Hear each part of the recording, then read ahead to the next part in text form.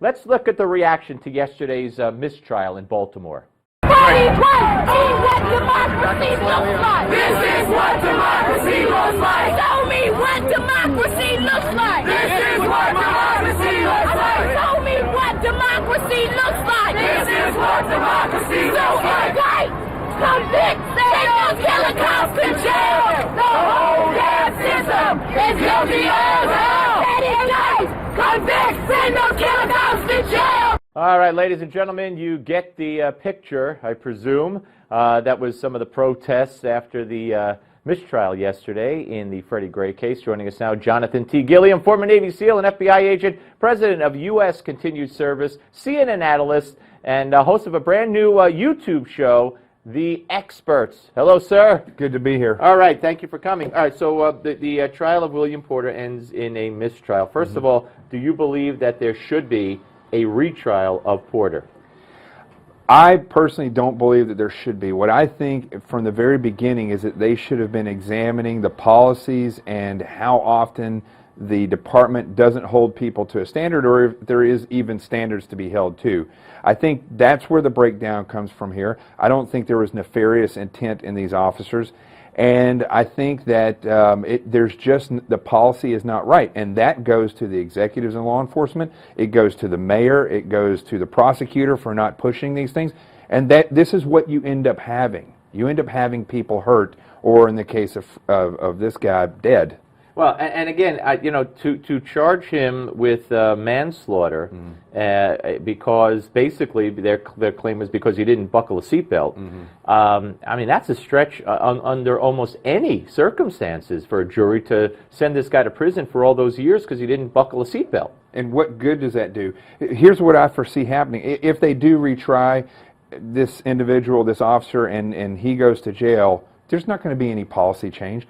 They need to step back and take a serious look at the policy. They've had people from their own community now go to court and say, we can't come to a conclusion. I think this should just be dropped, and the society... And then all the cases as well? I just think yes, I think they're trying so hard to put this on somebody that they're missing the reality of what effective solutions actually are. I mean, what do they say? No justice, no peace?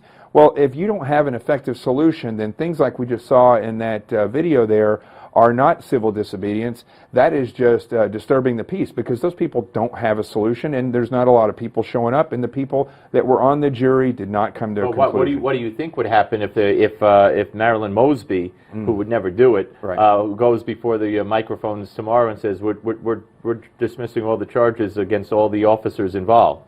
Well, I really hope for her sake she doesn't do that, and they retry this and the same thing happens, because her credibility would be destroyed then. And so will the But you think they should? The right thing to do is to drop against all the officers at this point. My opinion is that they should. All right, so let me ask you this. But if they retry him, or if they don't retry him, you have the deal was, according to legal experts, that they were going to get a conviction here, and then they were going to flip him to go against Cesar Goodson, the van driver, who goes on trial January 6th, which is, with the holidays, right around the corner. Right. So now he can't testify against the other guy because he's a defendant. He can't be forced to incriminate himself. He could take, or he could take the fifth, whatever. Right. So their whole scenario's messed up here. It's gone, and this just shows the incompetence of Mosby, that's how you say your name, the prosecutor.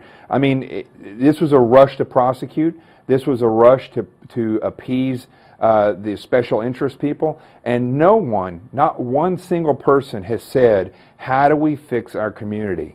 If they think there's not a community problem in Baltimore, then they're blind to the reality. And when you say community problem, you mean relations between cops and the community, or within the community? What are you talking about? I think the community within itself has got major problems.